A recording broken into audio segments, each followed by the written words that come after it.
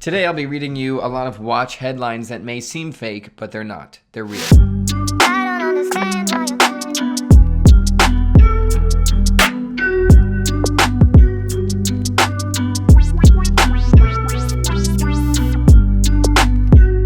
Sup, Watch fam? It's just Michael today. No Christian. Christian is in Barcelona, living it up, and I'm here alone, so I'm going a little bit crazy. I'm trying to record the entire episode today on my iPad, so we'll see how that goes. Obviously, if an episode comes out, it worked, so that's great. But this video is sponsored by Squarespace. If you are looking for a website or domain, Squarespace is the place to be. So head on over to squarespace.com/TheoHarris to save 10% on your first order of a website or domain. Anyways, yeah, the kind of acting title, I don't know, I might change it if not a lot of you are watching or you're leaving rude comments, but the title that I have right now in mind is The Rolex Bubble Popped and Tag Heuer is Accepting Dogecoin, which is a weird April Fool's Day type title, and it's not an April Fool's Day title considering it's May.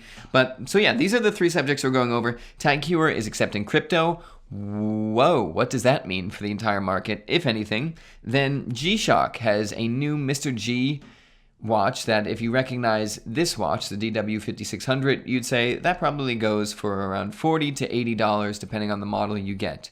You would be correct. But this one goes for around $5,000. So we'll talk about why. And then finally, as always, we'll hop into the Rolex market and see what is going on because prices are still softening, but just thinking about it a little bit, which I'm sure you all do, it doesn't seem like it's going to last. So I figured, we could talk about that. This is a very investing heavy video. I hope that's okay. I just think it's fun. I really like investing, so I figured every once in a while we can do a heavy-handed investment video for watches.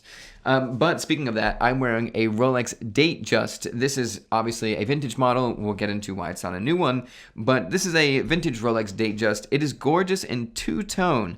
And the two-tone is a little different this time because it's steel, as it usually is. But it's also rose gold this time with a very light kind of champagne dial. I sound like Christian saying that. But I haven't photographed it yet, so if you really like it, you can email info@TheoandHarris and tell Christian that you want the watch I talked about. But if not, head on over to TheoandHarris.com and you can check out watches, straps, carrying cases, shirts, hats, whatever it may be. It's probably there. Tag Heuer is accepting crypto. Now, like I was saying, this could be a move, obviously, if you are in the investing world at all. Markets are very volatile right now, and crypto is really the most speculative kind of class of investments, so things are either going on sale or collapsing and never coming back, depending on what you view the crypto market to be. So it could be a move. Tag Heuer pretty much opened it up and said, we will accept Dogecoin, Ethereum, wrapped Bitcoin. There's a whole list of things that they'll accept. So they could be doing that in hopes that they'll sell a bunch of watches through there, and then Bitcoin will go back up to what it was before at its high, like 60, 70,000, and they'll have doubled their money. It could just be coincidental timing of, yes, they are going to accept cryptocurrency as payment, and we're planning to for a while. Who knows? And then finally, it could just be to kind of entice younger people to look into Tag Heuer if they have a boatload of crypto and they were like, yeah, I'll buy a watch with this. I don't know. I do think it's interesting because Tag Heuer is not an outlier brand. Like, that's a brand you could get at the mall, although there's not really many malls left. But if you go to a mall, there's a Tag Heuer. Actually, when I went to buy one of my first watches, a lady at the mall, this is how far back it was, said you can look at other Rolexes, we don't have any, or you could look at Tag Heuer, which is really the more respected brand to Rolex because everybody wants a Rolex, but real people that know a lot about watches, they want Tag Heuer. And I was like, okay, lady, listen, I've been watching a lot of YouTube videos about watches. That doesn't seem correct. But anyways, it's interesting when a brand the size of Tag Heuer does that and with the notoriety of Tag Heuer does that. So I'm kind of curious to see where other watch companies will be in this crypto world. I was going to say in 5 to 10 years because I really don't know. The thing with watch companies is, and we work with a lot of them, is there are some that are moving very, very fast and they are marketing online. They're putting YouTube videos out. They understand that not everything has to be a perfectly polished ad. There's value in different types of storytelling, and people want to see a watch in a certain way. They just want to see it on a wrist, or they just want to talk about watches. They don't necessarily need a 30-second directed ad. So there's brands like that, and then there's very large, slow-moving ships that don't really think that. And, frankly, obviously, I think the first one is kind of what the market is going to, and the second one seems a little outdated, but when it comes to payment for watches, if cryptocurrency and this model works for Tag Heuer, who's to say another big brand won't accept it? I have no idea. If I had to put my money on anybody, Grand Seiko, Nomos, I don't know. Grand Seiko and Nomos pop to mind because we work with them a lot, and they are very flexible, very fast moving. So I would assume them. Maybe Oris. Oris is really cool too. Who knows? I frankly don't. I don't know the specific angle as to why Tag Heuer decided to do that, but interested to hear what you think about that, because I'm invested in crypto, and I'm not spending crypto money at all, ever, until at least it's stabilized. Because right now it's so volatile that, you could buy a Tag Heuer with 0.03 Bitcoin, and that could be worth $5,000. And then next year, you could have maybe bought that Tag Heuer if Bitcoin went way up for $55,000. So I guess that's kind of a risk that both you and Tag Heuer are taking. It's just a matter of who is going to be correct in that risk. I have no idea. But either way, found that pretty interesting. You should hear what happened to my Terra holdings, though. That didn't do well. UST died. Anyways, enough about crypto. If you don't care about crypto, that was probably very boring, but still interested to hear what you think. Anyways, though, next up, I want to talk about the $5,000 G-Shock and then the Rolex market as a whole.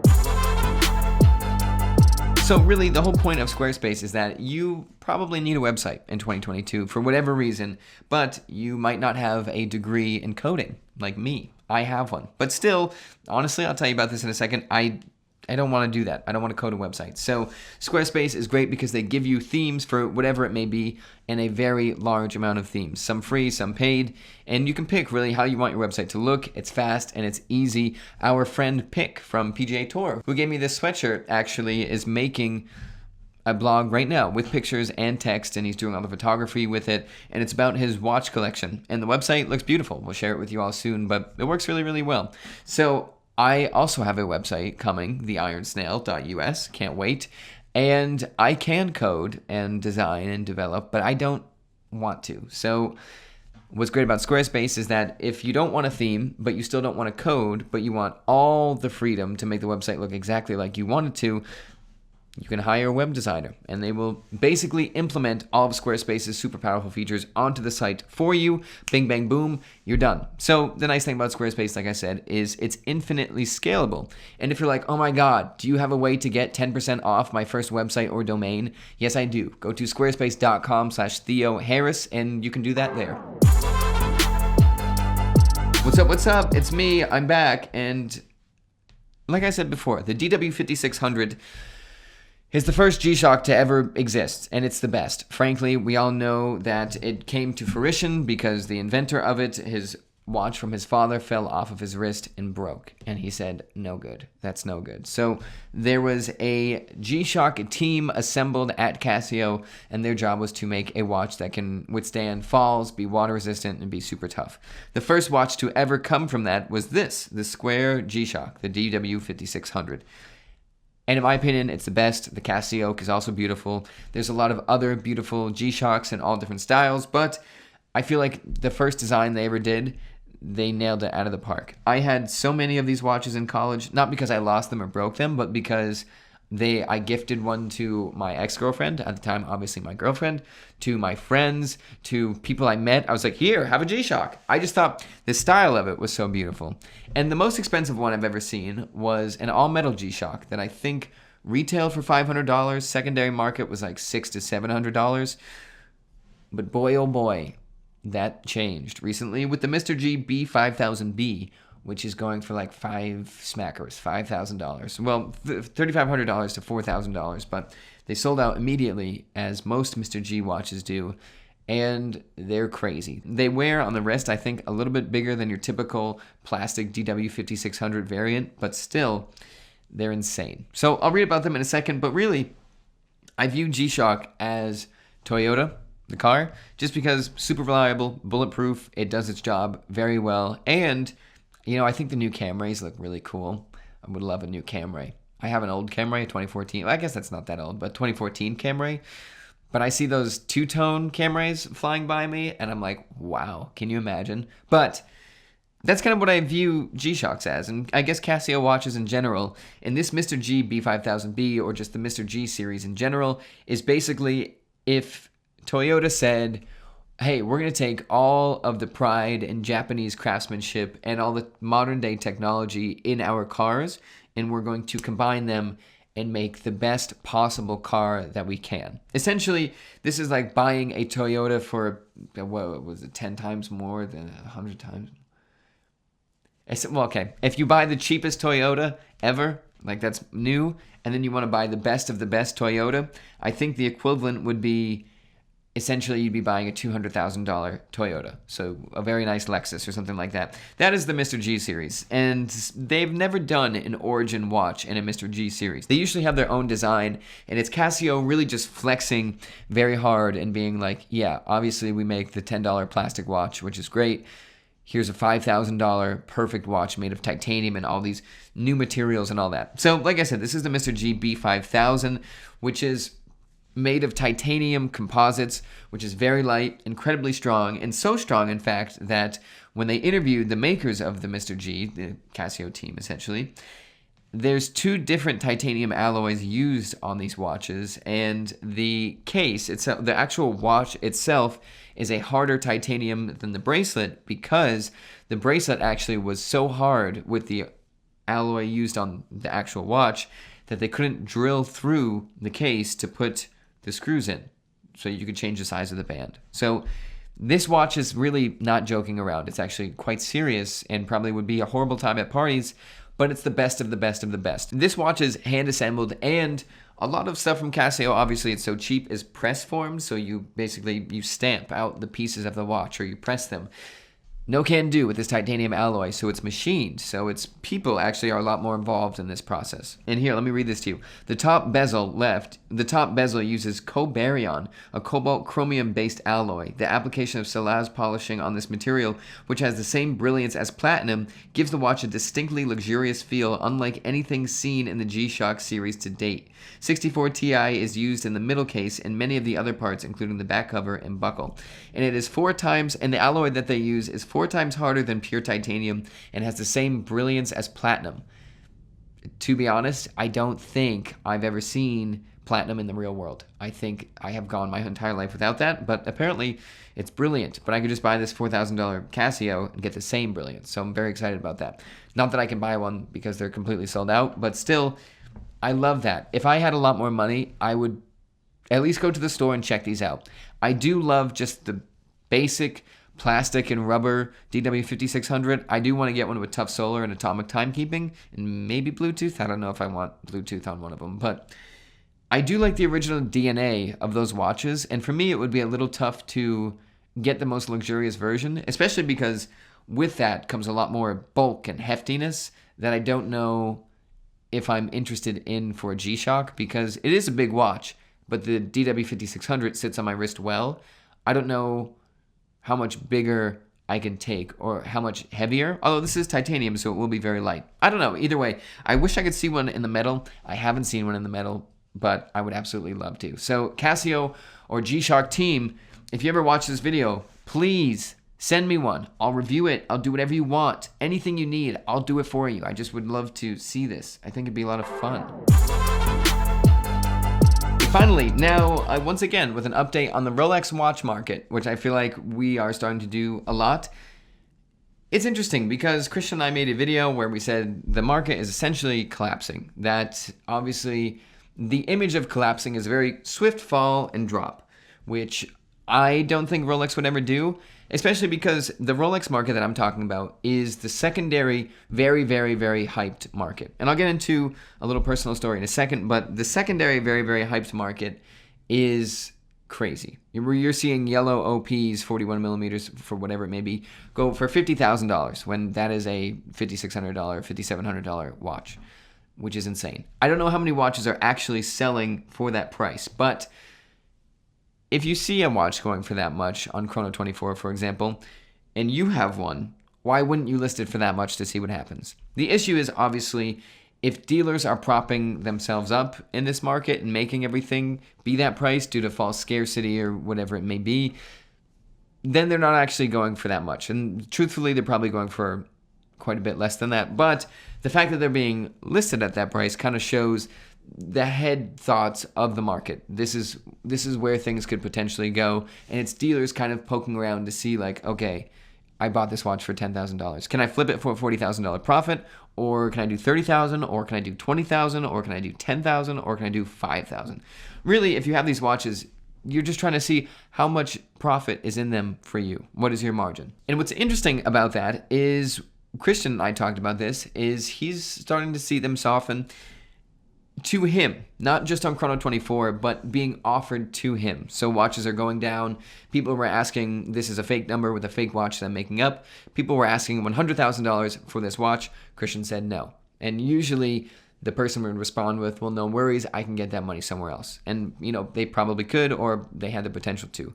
Now what's happening is those same people are coming back and saying, hey, how about $80,000 for that watch? Christian is saying no, whatever it may be. People are coming back with lower numbers, and not 99,000 from 100,000, 100,000 to 80,000, or 80,000 to 30, or 80,000 to 50,000, something like that. So the market is definitely trending downward for those overhyped models. Now, the question really is at the end that I was thinking about recently, especially because the stock market is kind of bombing. What about non-hype models, or even less hype models? For example, I really want a 36 millimeter date just with the palm dial, smooth steel bezel. I really want that. They retail for I think around $7,500, and they resell for like $15,000, $16,000. From my looking around, those have not changed too much, and I think that is kind of what they're going for right now, just in general. 3 times retail, or 300%, which is still crazy, but it's not like that $7,500 then converts to $100,000 or anything like that. It's going up 3 times, which I don't, well, this is the thing. Looking at everything as a whole, the supply chain issues and everything like that, if we're looking in the tech sector, which is obviously different than Rolex, basically a lot of tech manufacturers said, hey, Apple, Samsung, Google, whoever it may be, expect to order or receive around 20% less than we normally can do. Now, there's a lot of factors causing that. We didn't need to go into that. That's also the tech sector. It's a little bit different, but still, on the manufacturing end, it looks like the supply chain issues are not going away. So I feel like right now, in the way the world is, technically, if you can get a Rolex Datejust or Rolex OP, or really any Rolex, for example, you kind of have a 300% return on investment immediately. And I don't see the supply going away, and I don't see the supply increasing anytime soon. So while the market is softening for those incredibly high-priced watches, which I assume is in direct result of the rest of the economy slowing or whatever it may be, people are like, hey, I'll take any money I can get. Let's just get these things out of here just in case it does actually collapse. Let's get everything away. Let's go. I think that market is softening. I don't think the regular Datejust goes for $7,500 retail, $15,000, $16,000 resale is going anywhere. In fact, I could see that slowly drifting up over time. And it's kind of a really interesting thing to see, and we talked about this before, but the watch market definitely, since Christian started making videos, which is when I got into the watch world, we did it separately. I was flipping watches, he was flipping watches. He obviously made it into Theo and Harris, and I didn't. I wanted to do something else. But at the time, it was very much a bunch of nerds on like r/watch exchange or r/watches or on other forums. Just found out today I have a tough time saying slash, but a bunch of nerds on forums that, the prices weren't really too high. I was getting Cartier tanks for $300, Omega Seamasters for $300 and stuff like that. And now, those same tanks are going for $2,000. The Seamasters are going for $2,000. And it's insane. And it's kind of, what happened is it's really sad to see that where people take watches for investing, because it ruins the market for watch nerds that just, they really wanted a Datejust, and now if they want one, instead of, paying a couple $100 over retail or paying less than retail, which used to happen, now it's basically inaccessible unless you have a lot of money and you just want a Rolex. So that's sad to see. And So even in the vintage world, you really can't escape it. The vintage world, you still find a lot better deals, especially with Omega and Cartier and stuff like that.